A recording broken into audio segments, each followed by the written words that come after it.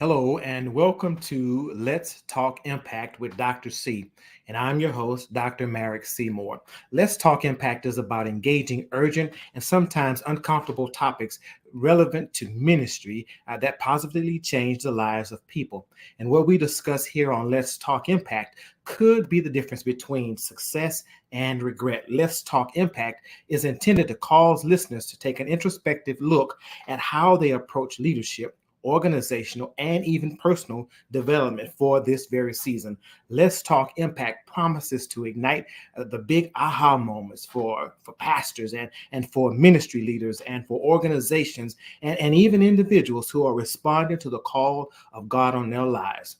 So I've got a question for you today, pastors, church leaders. Do you ever feel like you have to do everything by yourself, on your own, because no one else in the congregation seems to be able to? Do any of these terms resonate with you, or how you feel at the end of a ministry week? Overwhelmed, inadequacy, disappointment, anxiety, helplessness, confusion, isolation, fatigue, burnout, resentment? If so, let's talk. Listen, an effective pastor is not only the leader, the spiritual leader, but they are also an effective administrator who brings order and organization to the church's ministry. And so, backstory preaching identifies two types of pastors. One pastor is the preaching specialist who spends all of their out of the pulpit time honing the craft of preaching. The preaching specialist is hands down dynamic in synthesizing and presenting the word of God like none other. Unfortunately, they spend so much time developing their preaching that the administrative needs of the ministry are neglected. The other pastor is the ministry generalist, one who divides their time out of the pulpit between preaching, preparation, and administratively developing their ministry. The ministry generalist prepares a sound message, but is undeniably an expert at managing the administrative components of church leadership. They are experts at assessing the needs of their congregation, strategically planning how to meet those needs, and seamlessly evaluating the impact of their ministry. Now, the intent of a pastor's role in leading discipleship, preaching, teaching, and administration are impact. At the end of the day, all roads should lead to impact. And if a pastor or pastors are not successful, if they're going to be successful at overcoming the challenges that ministry is faced with today and make positive impact on communities, they must be able to couple their preaching prowess with the ability to confidently assess the needs of their ministry, lead community collaborations, communicate effectively even when ministry is interrupted, just to name a few. And the one administrative skill that is essential to effective pastoral leadership is the ability to build the capacity of leaders and members within the congregation.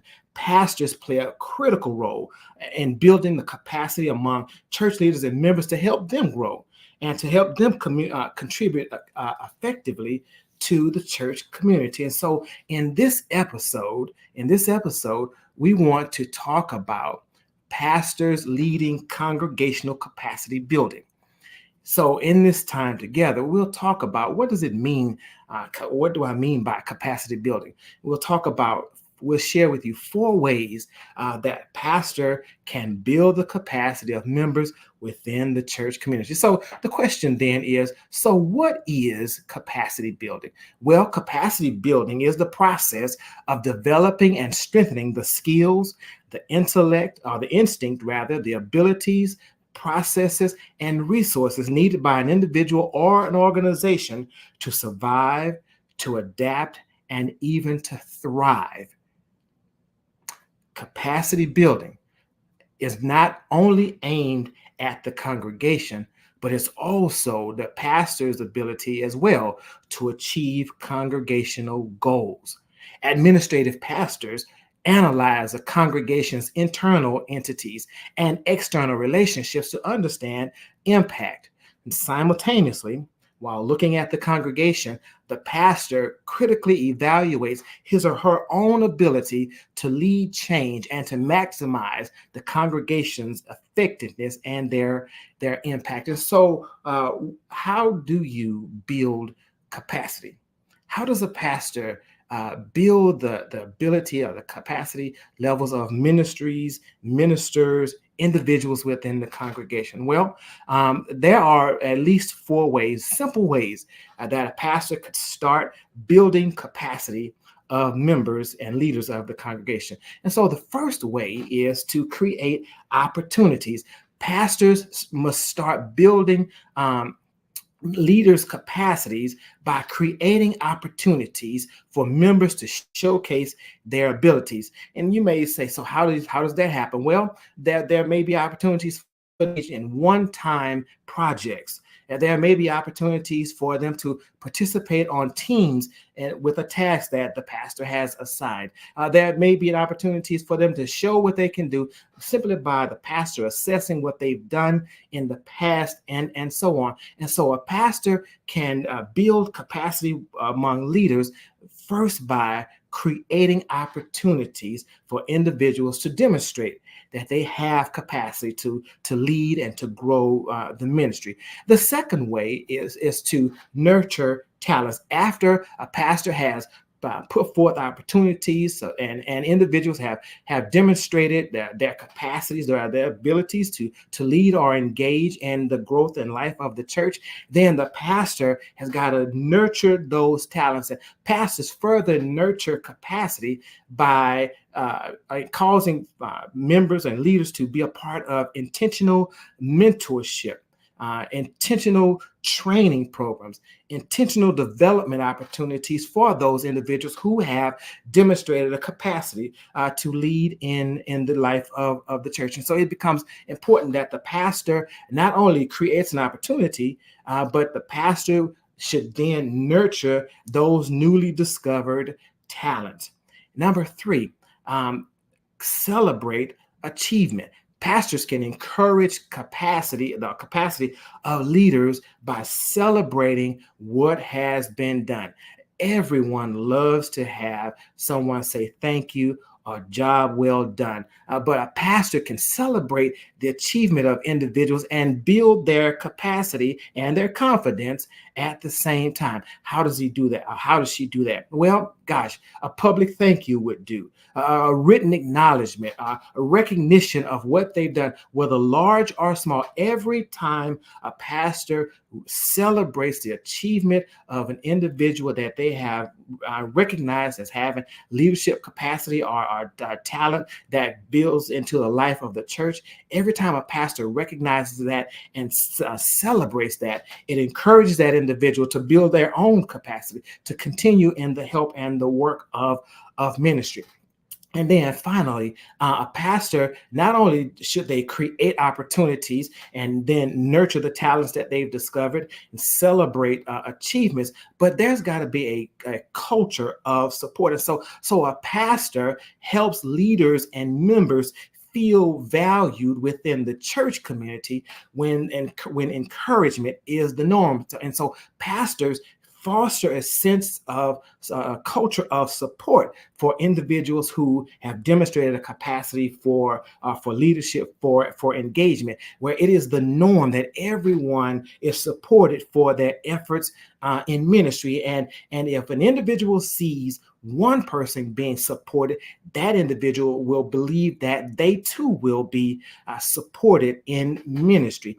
And so one might say, well, how then can a pastor hone or develop their own skills in building capacity within the congregation? Understand, pastors, that it's all on you.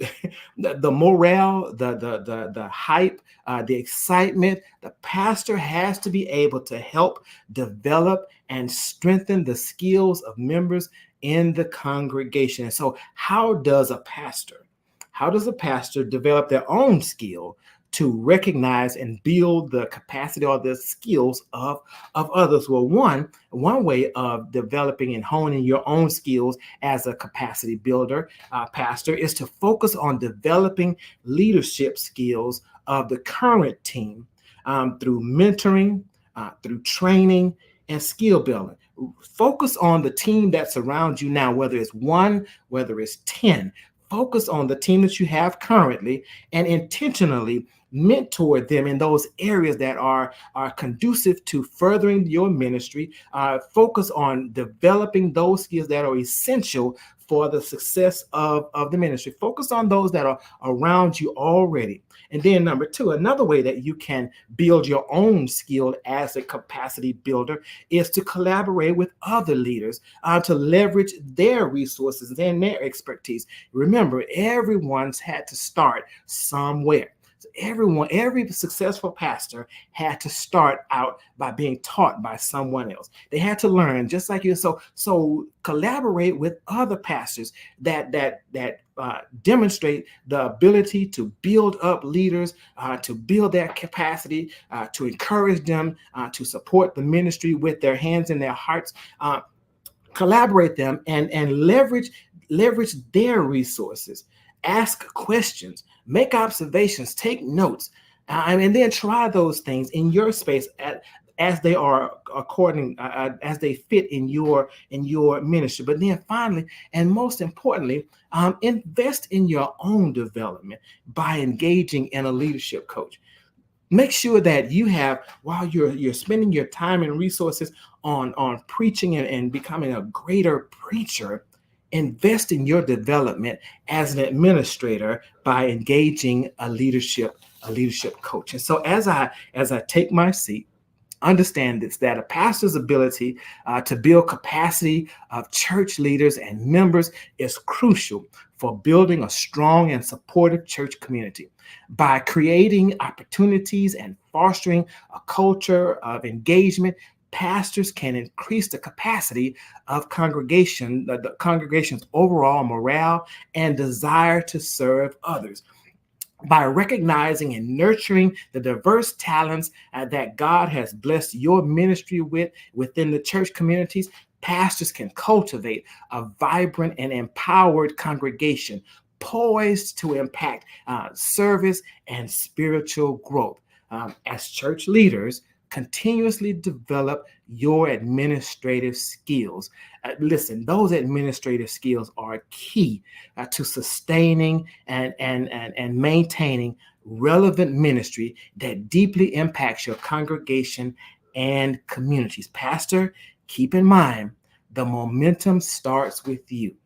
The momentum starts with you. And so when it comes to building capacity, I want to make sure that you leave us today with a task. So here's something that you can do right now, today, to begin developing your ability to build the capacity of those around you. So the first thing I want you to do is consider the last church-wide activity. What was your last? What was it? Was it a program? Was it a project? Was it an event, a community event? Think about, what was the last church-wide event? You got that in mind? Good. Now, once you have it in mind, think about 3 individuals who clearly understood their objective, knew the mission, they understood the assignment, and they contributed to the success of that activity or event. Think of 3 people who understood the assignment, who knew what the objective of the activity or the event was, and they contributed to that activity. Think about those 3 people. 1, 2, yes, 1, 2, 3. Those 3 people. You got them? Now, with those 3 people, invite those 3 people to participate in a brainstorming session for the next church activity that you have planned, the next church-wide activity. Invite those 3 people to be a critical part of the brainstorming phase of the next church activity. And I tell you, if you do so, you present to them an opportunity to engage and showcase their ability or their capacity to contribute to the life of the church. But then you also present yourself with an opportunity to assess how they engage in the planning process. So that's something that you can do right now. Again, think about that last church-wide activity. Identify 3 people who understood the assignment and contributed to the success of that activity. Now invite those 3 people to brainstorm in the next church activity. And while they're brainstorming, you pay attention to what they offer, what they're saying, what they're doing, how they're receiving the assignment. From there, then you begin to build their capacity. And when you build their capacity, guess what? That takes a lot of the weight off of you, Pastor. It takes a lot of that being overwhelmed away when you have intentionally sought to develop the ability of others to lead and think and to guide ministry along with you. Brothers and sisters of the cloth, I would thank you for tuning in to Let's Talk Impact with Dr. C. Follow us on all your social media platforms at Dr. C. This and every episode can be found on our YouTube channel, Let's Talk Impact. And then when you get there, I'd like for you to comment on what you liked and tell us what you'd like to know more about. We're working on some resources for pastors, and I believe that your impact matters. And so join us next week as Dr. Tawana Harris, the Dr. Tawana Harris of Detroit, Michigan, and I continue to discuss how pastors can lead the development, the capacity builders of members within their congregation, how pastors use their administrative skills to build the capacity of their congregation. Let's Talk Impact with Dr. C broadcasts each Tuesday at 6:30 p.m. Central Standard Time. And so until next time, remember, what you do has far greater impact than what you say. Be blessed.